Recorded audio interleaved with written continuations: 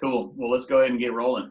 All right. Well, welcome back to Health Made Easy. I've got an exciting guest on today and also an exciting topic. I mean, something potentially that we have not talked about on the podcast before, but maybe some things that we have, but maybe we're going to look at them as a little bit of a different perspective. What I've got on here, I've got speaker and author TC Hale. TC, welcome to the podcast, man. Man, Jason, thanks for having me. I can't wait to hear what I have to say. I can't wait to hear what you have to say too. It's going to be a good time. I know that. So I know that, like I said, you're a speaker, you're an author, you're a podcaster, and I'm sure that some of the people listening know who you are, but quite possibly quite a few, maybe they don't. So if you could tell us a little bit about yourself, your background, how you got to where you are now. And I know that you either go by TC or Tony. And I think there's a funny story behind that. Yeah, and well, basically, like most natural health experts, I started my career touring professionally as a stand-up comic. That's kind of how I got going. And what happened is I was touring and I lost my voice, and it just didn't come back. And after 23 doctors couldn't help me figure it out, and every medication was making me worse, I finally just told them all, I'm done with you guys, and I'm going to figure this out myself. And I just turned into this psycho researcher. I was just traveling the country, going to every webinar or workshop that I could find on nutrition or natural health, and just trying to find some answers. And I eventually figured out my voice stuff, but like along the way, I kept figuring out things for my friends. Like, oh, maybe this is why Jim sits on the toilet 12 times a day, maybe why he's having this thing. So I'd say, run these tests. Let's look and see if your measurements show up the same as most people who deal with this. And they would, and then we'd be able to turn some things around. And so friends just started telling friends about what I was doing. And it wasn't until this guy emailed me and he's like, look, I'll pay you $500 if you can help me fix my insomnia. And I had helped his friend fix his insomnia. And then I was like, oh, this is a business. I didn't understand that that's what this was, but I see now. And I get it, because when I was dealing with my vocal issues, it took me 8 years to get my voice back. And if somebody would have said, I can fix it for $10,000, I would have saved myself $90,000 in medical expenses, and all that kind of stuff. So I understand somebody wanting to fix something. And I was working in LA at the time, and I ended up working with all these like celebrity clients before I even got my voice back. So they would come by my place, and I would hold up these index cards that I had laminated with questions on them for them to read, and they would tell me about the symptoms they were dealing with, and then I would just help them through email and stuff. And so I was helping people before I even got my voice back, and it just kind of, the word started to spread, and that's kind of how it started. And my name is Tony Hale, but when I started writing books, I had to go by TC Hale. So that's my author name, because if you Google Tony Hale, you find like 700,000 pictures of Buster Bluth from Arrested Development, the actor Tony Hale. Yeah. So that's all people say. So I was like, okay, I got to use a different name. And the first time I met him, I actually walked up to him in a Whole Foods. I didn't say a word. I just handed him my driver's license, and he looked at it and he's like, oh, no way. That's awesome, man. That's awesome. Yeah, I know. I'm a product of the 1970s, where Right. every Caucasian male and female was either Jason or Jennifer, and just so happens my sister's name is Jennifer. Oh, that's hilarious. And when we started having kids, we're like, hey, we got to get one of those name books back when you had that kind of thing going on.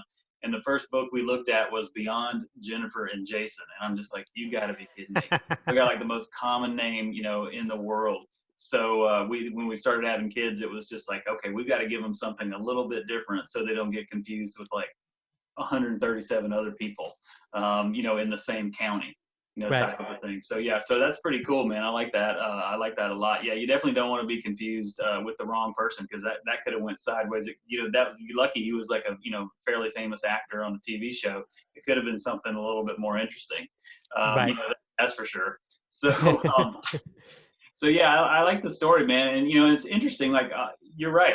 Most all health experts, the people who are really making things happen, not like a disease expert or some sort of infectious expert or something, but people who really transform people's health, you know, and like give them their life back, they typically have a story. You know, they have some sort of thing that really train wrecked them, and nobody could help them. So it makes sense that you have that, you know, happening.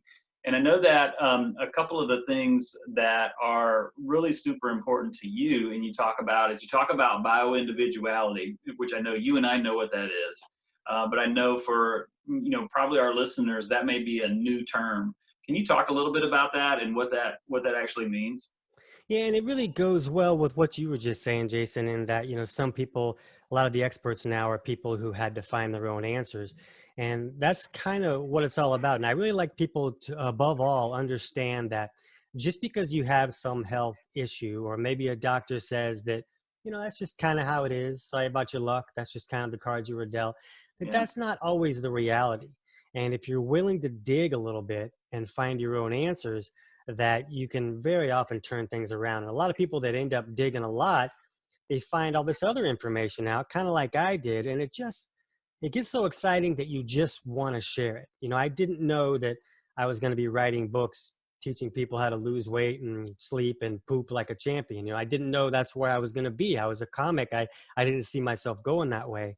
But when you start to learn things, you want other people to know that stuff too. yeah, And what bio-individuality is all about is my whole viewpoint is that there really is no diet that is right for every person, mm, because we all process foods differently. And so one person that, you know, lost a lot of weight on a specific diet, their friend will be like, oh, great, I'm going to do that diet. And they gain 20 pounds.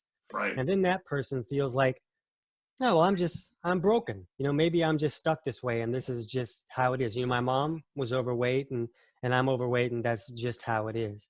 And that's not always the case. A lot of times that if a person can look at their own physiology and get a picture of how their body is operating, then they can either adapt a diet that will work with their body, or they can correct malfunctions to a point to where a wider variety of foods will work correctly for them. Does that kind of make sense? Oh yeah, that makes total sense. Yeah, you know, it's interesting, and I think you know, a good add-on or a point to that is that, you know, that which worked, you know, 5 years ago and 10 years ago for you may not work now. You know, it's like Right. you're sort of always evolving, always adapting. You know, I'm 46 years old, so my digestive tract, you know, doesn't work. Well, it may work better than it did when I was 23 and throwing garbage down it. Right. You know, for sure. Right.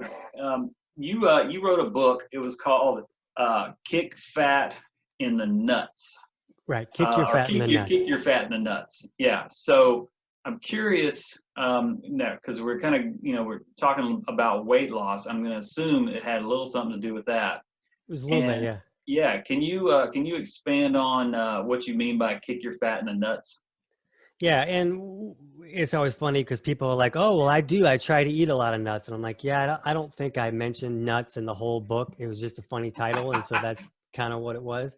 Uh, but what was going on is you know, when I lost my voice, I couldn't be a trainer. So I couldn't be a comic. So my option was like to be a mime. I didn't want to be a mime. Mimes were pretty annoying, and so I was also working a little bit as a personal trainer. And I had started learning all this stuff that I understood about bioindividuality, and instead of looking at the symptom that a person was dealing with, we really need to start looking at the person. Because, like, say somebody has insomnia, well, there's 4 or 5 different causes for insomnia that are very common and others that aren't. So Mhm. somebody takes this remedy that tries to correct this insomnia that's maybe it's popular for insomnia, and maybe it helps them. But if someone else has a different cause for insomnia, all of a sudden they're kind of making it to where they don't sleep until Thursday, you know? Yeah. So what we teach people how to do is to run simple tests that they can do at home with tools that they can pick up at, like, you know, a pharmacy or a health food store, and just start to look at their own physiology to get an idea of what's going on. So I was working as a trainer, and I started working with this kid that was 435 pounds.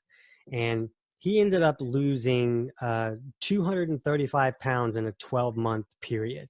And I was like, oh, we should probably tell people what we're doing here and how, because I was having a lot of other clients that were losing monster weight as well. And so that's why we put this book together. And it really teaches people to kind of look at, because some people process carbs better than fats, and some people process fats better than carbs, and others can't even break down protein or process fats at all. So, low carb diets are very popular right now, and they should be, because when we can bring down insulin levels, that allows the body to access stored fat and burn it for fuel. So that's a great thing. So the whole world says, okay, go low carb and stop eating all your carbs. And what happens is, if somebody can't break down protein correctly because their digestion is not working correctly, and maybe they can't emulsify or break down their fats so that the body can use those, well, the only fuel they can do anything with is carbs. Carbs are really easy to digest. They're practically like a Pop-Tart's digested before you even take it out of the package. It's just all these chemicals, and you put it in and it's like, hey, here's sugar. There's some fuel. And so the body's like, okay, I can use this as fuel. That steak that you ate last night, that's still sitting in your stomach and rotting and fermenting like a rock, and will probably be there until tonight. But I can use this Pop-Tart.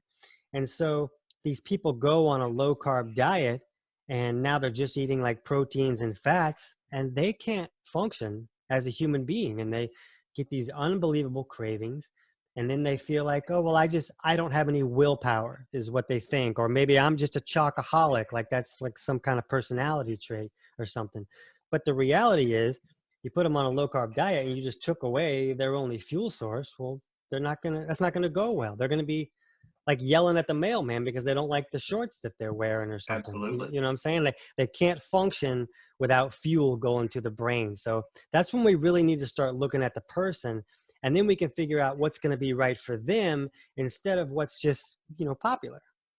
So what would be an example of how would you figure out what, at least at the point where you start with someone, what type of like fuel burner they are, or what actually is working, right now? Is there a test for that? Is it a little bit of like an elimination diet, trial and error, combination? Well, basically, we do palm readings. I'm just kidding. What we do is, yeah, high fives. This line indicates that you like cheeseburgers. What we do is we have people look at things like blood pressure. Mm-hmm. We have them look at their breath rate. We have them look at their fasting blood sugar.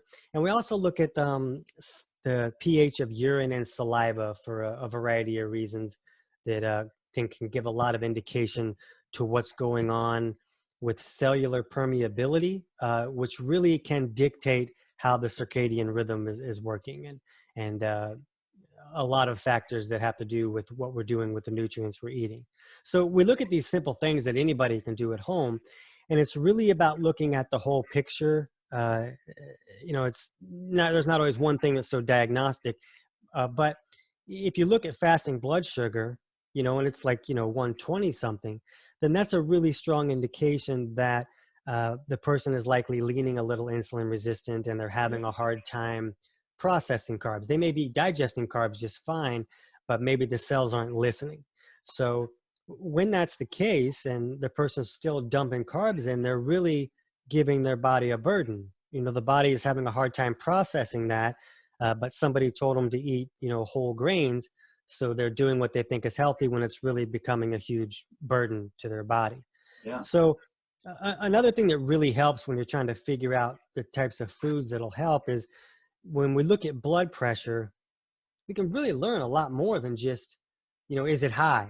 Should I be labeled with need blood pressure medication for the rest of my life? Is that kind of where I am? We can tell a lot more than that. And blood pressure being too low can cause just as much misery as blood pressure being too high. And so if blood pressure is low, like say that systolic number, which is the top number, if you're looking at an automatic blood pressure cuff, if that's below 112, then that can be an indication that there really isn't enough mineral in the system. So the blood's a little thin, and and the blood pressure to pump that through is lower than normal. So when there's not enough mineral in the system, then it can cause trouble for like signals to travel from the body to the brain and from the brain back to the body. And a person can be, depressed or have mental and emotional issues or dizzy spells or fatigue. And when the mineral levels are already that low, well, the body can often buffer that problem with higher glucose levels. So if the glucose is high enough, it can buffer those low minerals and everything will still work. Yeah. But if that person wants to lose weight, already has low minerals, and they start to drop their carbs, they're going to be left with nothing and they're going to yell at the mailman. Yeah.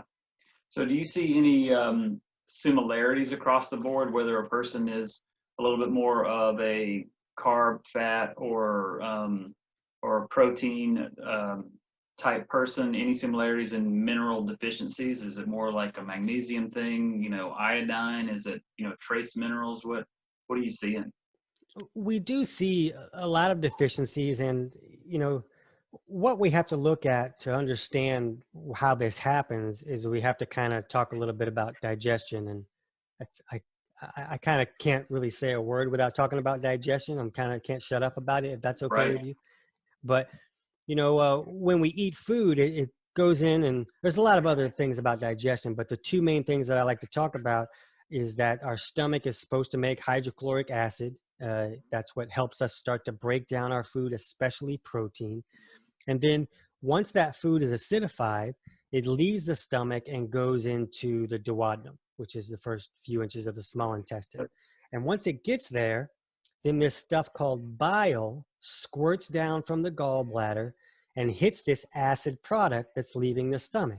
And so you have an acid product meeting this bile that is very alkaline, which means they're very opposite.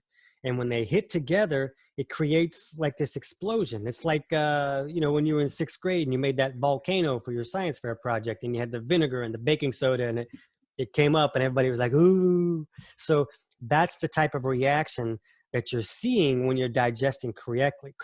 And when you get that explosion, it creates like this sizzle that explodes the food that we just ate. It allows all of those minerals and nutrients to be freed from the food so that we can actually utilize them. So the problem is a lot of people are not producing enough stomach acid for a wide variety of reasons. And a lot of people have their bile too thick and sticky to flow correctly. And it doesn't move like it should, and it doesn't come down and neutralize the acids leaving the stomach. So if you have either of those sides, you don't get that collision that allows us to really access all the nutrients in the food we're eating, and we start to see nutrient deficiencies. Yeah. And if you can magnify that by the fact that the food we're growing doesn't have the nutrients that it did 60 years ago. It's not in there. We farm incorrectly. We don't do it in a manner that allows the food to have nutrients in it. We do it in a manner to grow a prize pumpkin that looks pretty. That's kind of what we're doing. Yeah. And so you have this person who can't pull all the minerals out of their food, and then they're eating this food that doesn't have much in it, then the problems are going to come. Yeah, no doubt about it. Yeah, and I'm glad you brought that up because, I mean, it really is the synergy of chemical reactions that occur. And then you add on top of that the fact that, some of the top, probably one of the top 2 selling medications, at least in America, are like proton pump inhibitors, Right. that are, Nexium, and, then you can get them over the counter now. Right. And people are just popping these things like crazy to suppress their stomach acid because they have indigestion, and then that, affects their ability to break their proteins down, and it just starts the cascade at the top wrong, and then now everything can't communicate correctly, and we wonder why we have IBS and we have all these other kinds of problems, because more often than not those things start up high, Yeah. and it's just like it's incomplete digestion at the top, poor signaling, and then give it enough time, it's going to wreck everything for the next 33 feet. Yeah. So it's fascinating, that That's it's well like, put. yeah. Yeah, and I'm with you on that. It's just like, I think it was like 20 some odd years ago, Jordan Rubin said, the digestive tract was the second brain, and I was like, man, he's spot on, spot on with that for sure. So, And the tricky part about what you said, with the proton pump inhibitors is that Okay, so now the digestion isn't working. We can't pull minerals out of the food. Well, the body needs minerals to make hydrochloric acid. So a person can get stuck in this cycle of having an inability to get nutrients that they need for, decades. So Yeah. it becomes a kind of a chicken or egg, what broke what first kind of a problem. Yeah, and it's quite interesting, and we actually I have that conversation quite a bit with people, and I always ask them the same thing. I said, they go, I have heartburn. I was like, well, is it because you're producing too much or you're producing too little? Because the symptoms are going to be roughly the same. And I'm glad you mentioned the whole difference between symptom and cause, earlier. And I think most people just don't know that. They don't know Right. that, they're going to feel about the same. But if you don't know which one it is, you may already not be producing enough and you really need to jack it up. But then you're taking something to suppress it, which screws it up even more. Right. And then most people don't, they hear the commercial that, oh, I have acid reflux. I'm supposed to take this drug because I have too much acid.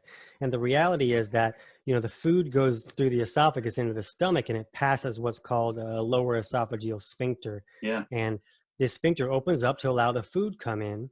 And then the food goes in there and starts to acidify. Well, that sphincter is supposed to close so that the food doesn't come back up. The Mm-hmm. problem is that sphincter is triggered by stomach acid. So if someone isn't making enough stomach acid, it won't trigger that valve to close correctly. And then the small amount of acid they are making is going to come back up and burn them. And of course, the viewpoint is, oh, I have too much acid because I have so much that it's coming back up. Like my stomach doesn't even need it. So it's sending out the top. So I should shut this off. Yeah. But now you're going to turn off digestion. If a person just increases their stomach acid level, a lot of times it will just trigger that valve to close and then everything gets to actually work. They get to Absolutely. actually use the food that they eat. Think about that. Wouldn't that be weird? Yeah, yeah. I mean, that's a really interesting thing because one of the things that we suggest, because you were talking about using simple things at home to challenge that, is just the old apple cider vinegar and baking soda test. And just take one and see what happens, and just have the other one ready just in case it goes the direction you don't want it to go in.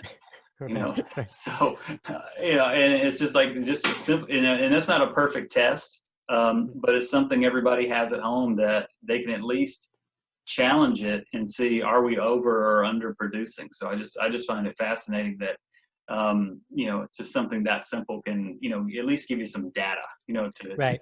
And a person can look at other things too, like whether they're bloating, whether they're burping, whether they're constipated, all of those things have other underlying causes, possible causes as well. But if a person's bloating and they're having acid reflux, it's a very great chance that the stomach is so alkaline that some type of bacterial overgrowth has come in and set up camp, and they're going to college and raising kids and having keg parties right there in your stomach. And the gases from that bacteria are very alkaline and create more pressure and turn off stomach acid even more. And then that pressure pushes everything back up. So when you have more than one thing going on like that, a person can start to see, okay, I probably need more stomach acid. And when they start to test that out, they often get to see improvements.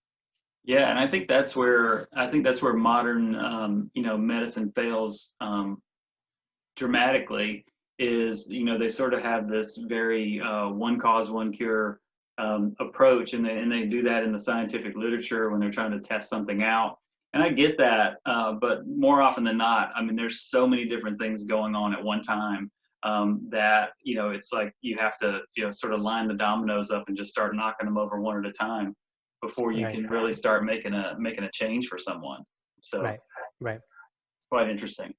So let's talk about fat loss, because people are fascinated with weight loss. The weight loss, it's probably $1 trillion industry, for weight loss. But when we boil this whole thing down, like people want to have like abs, shoulder definition, and they want to look lean and look like a healthy person, So if we get digestion fixed, and we've got that straightened out, like what are the next steps like in the fat loss journey, for that person? One of the biggest things that I really like to see people do is to figure out how to work with their body instead of against it. Because a lot of people, they just get hammered with this calorie in, calorie out story. And it's a nice story, but like, Iron Man, that was a nice story. That doesn't mean that it was true. That I don't know if you saw that movie, but that Yeah. stuff didn't really happen. Yep. So the calorie in, calorie out is a similar situation, because it would be a beautiful formula if we were all like a petri dish in a laboratory, but we're not. So Hmm. broccoli is going to have a different calorie count in it and be processed differently from person to person. And it's really about not what goes in the body, but what the body can utilize or what becomes a burden to that body. So we have to get beyond trying to count our calories and restrict what we're eating, because when you restrict, then the body's like, hey, I'm kind of freaking out down here. I got nothing. And I need to make all this stuff happen. And it starts to stress out. It's kind of like you trying to pay $800 worth of bills with 12 bucks. You're going to be Yeah. stressed. And that's what the body's doing when you're, oh, well, I'm going to fast for 17 days because somebody said it was a good idea, and I'm going to give my body nothing. Well, your body isn't going to be okay with that. It's not going to be like, oh, okay, well, since we're not eating, I guess I have no choice but to just, make a 6-pack. I'm going to go ahead and make you a 6-pack. So that's not how it works, because the body says, well, I need all this stuff or you're going to be dead on Wednesday. That's just how it is. So Yeah. I'm going to get this stuff anyways.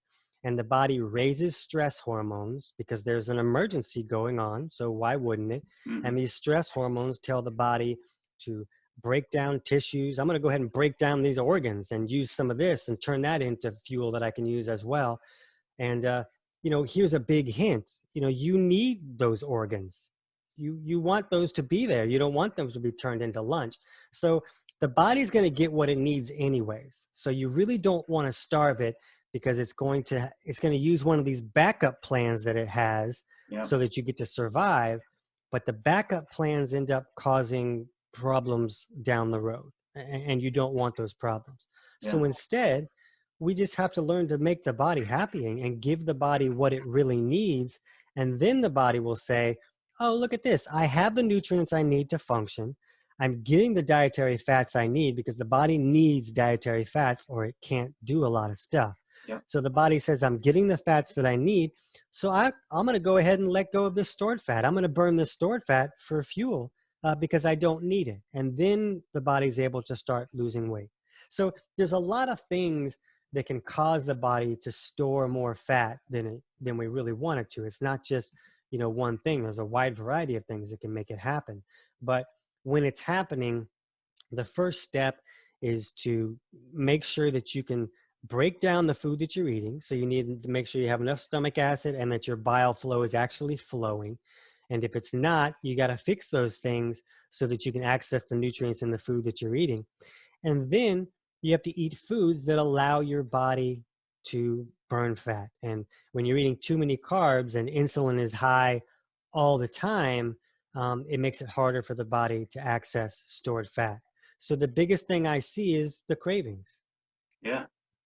Because people get these cravings because they're taking away the fuel source that their body has the ability to access.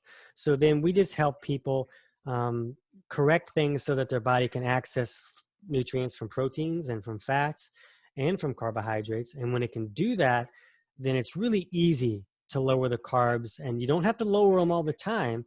But if you can lower them for part of the day, then you allow insulin to go low enough that it can get into that fat burning zone and you can burn fat. Like we have a lot of times we tell people, just cut your carbs after 3 p.m. And if you do that, then you have the rest of the day where insulin levels can come down, and in the whole night where insulin can be low and the body can access stored fat and burn it for fuel. And a person can start to drop weight just if they have the ability to do that. But Yeah. a lot of people don't have the ability to do that because the cravings are going to be too strong until they can digest their food, maybe lift their mineral levels a little bit and let the body get what it needs. Yeah. Yeah. Yeah. And I'm glad you brought that up. And I'm glad you brought up the 17-day fast because, I mean, that's just super popular right now. Intermittent fasting, long Sure. fasting and all that sort of stuff, And I've done it all. I've tried it all. I've done juice fasting, water fasting, bone broth fasting, you name it. But what I've found, at least for me currently, is that if I do that, short eating window in the afternoon, I get the exact thing that you said, which is at nighttime, the cravings are so overwhelming. Like it's not like I could just go to bed, you know, and go to Right. sleep, and I wake up in the next day and I don't have cravings. The cravings are so intense, like I can't go to sleep. You know, my body's like, get up, you know, go have a bowl of cereal, go have, you know, just eat whatever you can find, and then we'll tell you when to quit. And that's typically when you feel terrible. You know, Right. Right. you're so full, like you just like, I'm so miserable, I'm going to go into a food coma, you know, type of a thing. Right. And Um, the thing that is important about things like that, that we're, you know, is I make fun of them all the time and stuff like that. But the reality is that those things work really well for some people. And we even have courses on fasting, and people really get freaked out when they take this course on fasting that we made for them. And we tell them, you shouldn't be fasting unless you're using a ketogenic diet and your body is able to access stored fat, so that when you skip that meal, it's not going to freak out. So you kind of either need to be in a state of ketosis, or the body has the ability to move into it very easily, or a person's going to fast, and instead of getting all of those benefits that so many people talk about, then they get stress hormones going up, and then the body stores more fat instead of burning it. So with all this stuff that's so popular, it's really popular for a reason, because it's working for a lot of people. mhm. What they don't tell you is that it's going to make half of the population worse instead of better. So that's when we really have to look at our own physiology and get an idea of, you know, what do we qualify to do? If, you know, we talked about that bile flow earlier, and the things that can thicken it up are things like high estrogen level. Well, you know, I mean, that's half of the female population that's taking birth control and raising estrogen levels to unhealthy levels. That's Um, overweight males. I mean, sure, right. yeah. Right. And things like processed foods, a lot of the processed carbohydrates, all these things have the ability to thicken the bile so it doesn't flow correctly. So when that's not flowing correctly, that's the way that we digest fats. We have to emulsify those fats with the bile. It helps us do that. So a person doesn't have their bile flow working, and they hear all this unbelievable results from a ketogenic diet, from everybody talking about it. So they go on a high fat diet when they can't digest fat, and they're nauseous, they're throwing up, they got this acne, they're sitting on the toilet like it's lifting them off the toilet like a rocket, you know, because they have such horrible diarrhea. And it's because they tried to implement something that was not right for their body. So Yeah. we really got to fix that stuff. And that bile not flowing is a big part of weight loss too, because the liver filters out junk for us. It's like Mhm. filters out all this toxic stuff, and we're getting toxins in the body. Oh, There's no way to avoid it today. tons. It's like, just right. You just said a ton more stuff went in you when you said that. Keep your mouth shut, Jason. Don't let it open. Yeah. But you know, there's no way to avoid it. Right. We can't do it. But the liver is made to handle that. It filters out all these toxins, and then it puts that filth into the bile. So then the bile goes down to the gallbladder, it stores there until it's ready, and then it drops down in the intestinal tract, and it moves through and it goes out the back door. So Yeah. that bile flow is a major exit strategy for the trash in the body. So when that bile stops flowing because it's too thick to move correctly, you can't take out the trash. And the trash gets reabsorbed into the system, and the liver's like, hey, I did this. I filtered this already. Why are you giving me this again? And it's because it didn't have a way to get out. So as the liver gets more and more overwhelmed, the body was like, oh, I can take some of these things. I can't take all of them, but I can take some of them, and I can shove them in these fat cells, and that will make them inert, where they Yeah. won't cause a problem. And Yeah. I'll take them out later when the coast is clear, and then we'll move them out of the body.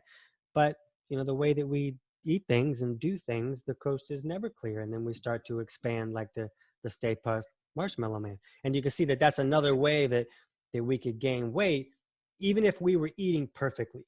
I could be eating organic, gluten-free, you know, bathed by a prince in a Happy Valley, you know, food. But if I can't process it correctly, it's just going to become a burden to the body, and then a problem that it has to deal Gotcha. So now that you gave the Ghostbusters reference, with. so I just got to ask, if we want to 1,000 get, points for that. absolutely, definitely, So if we want to get the, I don't know what the machine was they shot him with. It was like a proton thing or something. But anyway, so imagine that's the gallbladder, and we want to shoot the bile out of the gallbladder, and we really want to get that thinned out. We want to get it Mm-hmm. flowing. What's like one or two like strategies that you would use to kind of get that ball rolling for someone? Yeah, that's good. And sometimes a big one is you might have to stop what's causing the problem, which Yeah, might be, a lot of processed foods. Maybe if you have, some high stress hormones that are going on because of stress the body's dealing with or something, you might have to take some steps to improve that. But we also use a product from empirical labs called Beet Flow, and it's yeah, basically made of beet green juice concentrate. Now, it's not beetroot. I don't want you to think you should just eat beetroots or beets, and that beetroot doesn't do the same thing. It's the concentrated beet green juice that really helps to thin the bile, and that seems to be the most effective thing that we see. And another good one is either coffee enemas or coffee suppositories, because they have the ability to kind of dilate that biliary pathway from the other angle. So it kind of opens it up a little bit. And so sometimes opening it up will help it flow better. And sometimes a person really needs to get it to thin out. And yeah, so it kind of, some people have had this backed up for decades, and it takes a lot of effort to get it moving.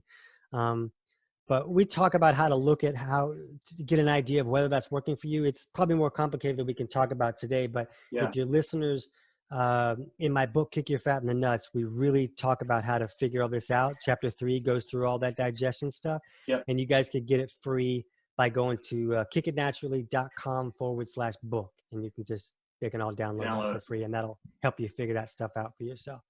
Cool, cool. And they can also buy the hard copy on Amazon.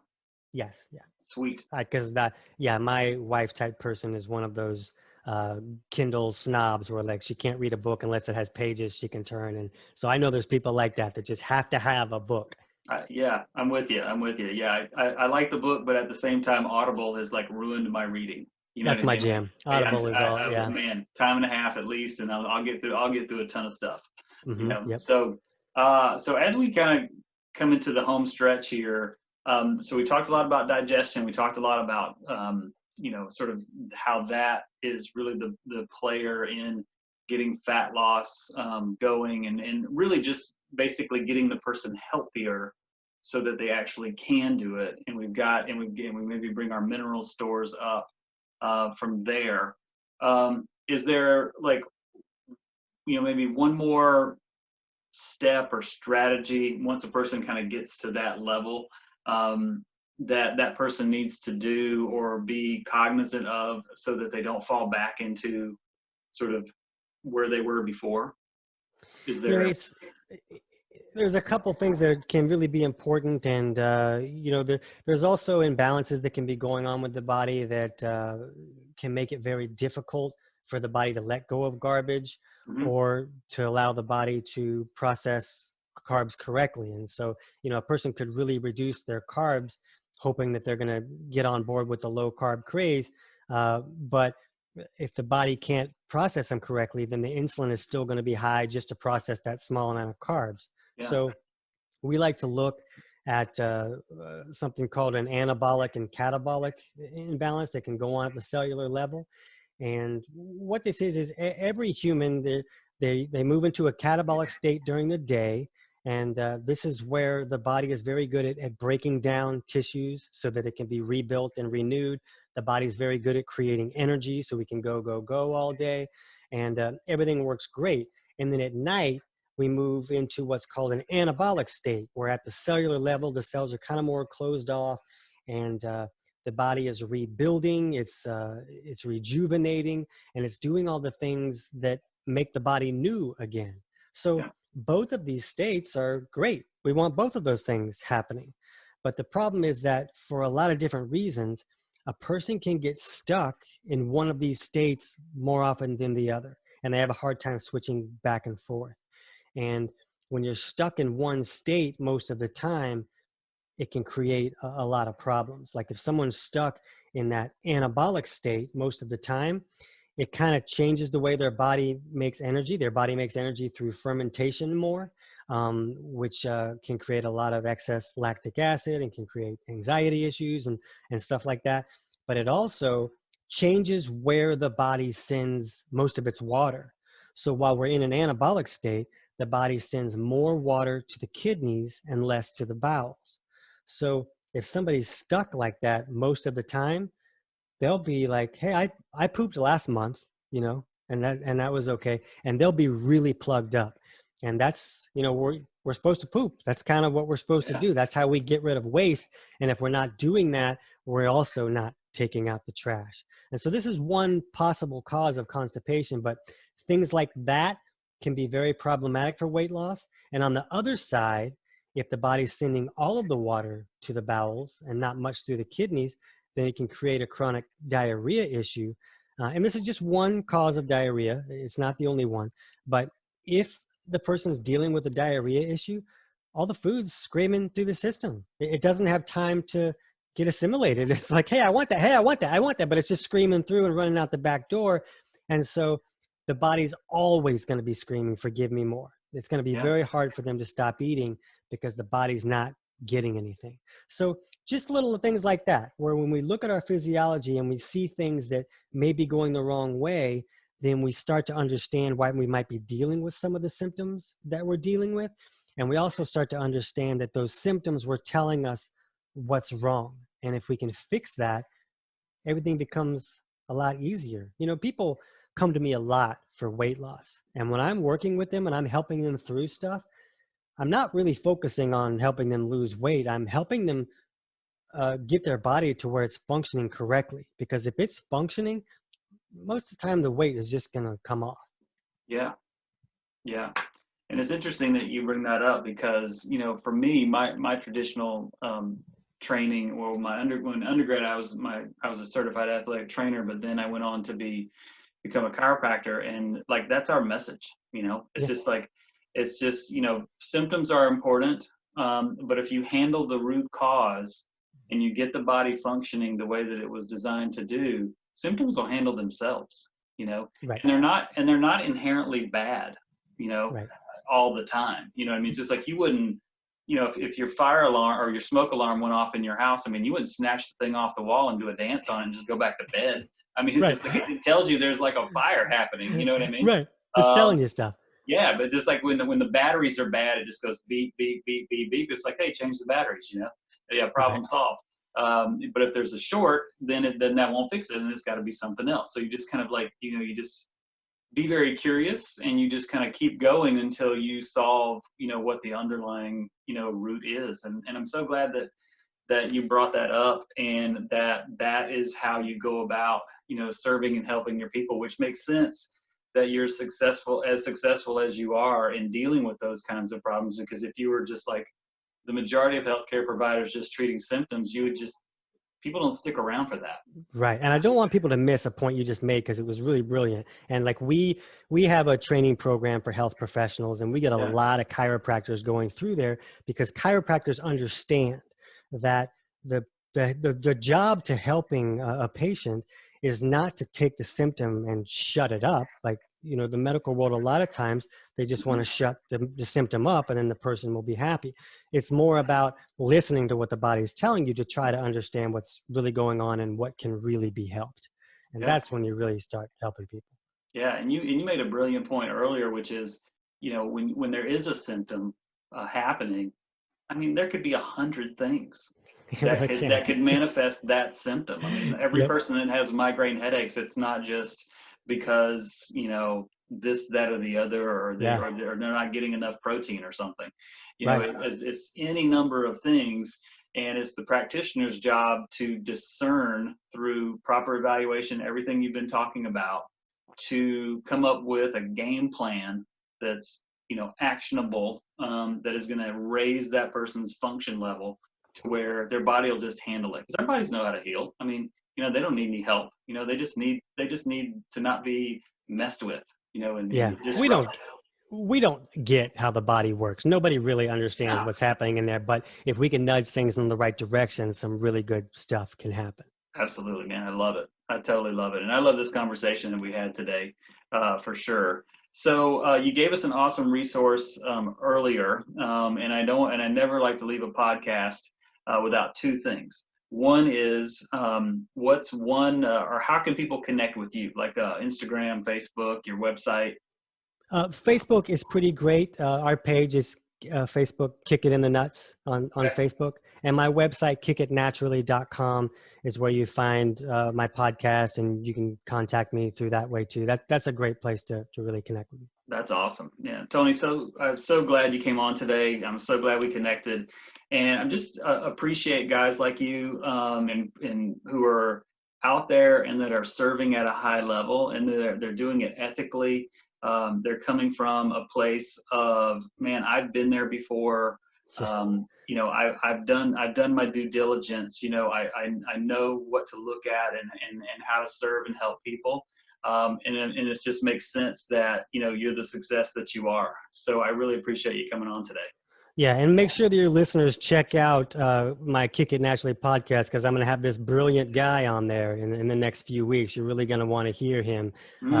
Jason something or other. I can't remember, something like that. But you'll want to hear what this guy has to say. I can't wait to hear about it. Awesome. Tony, thanks for coming on today, man. Hey, thanks for having me. Yeah, you bet. We'll talk soon.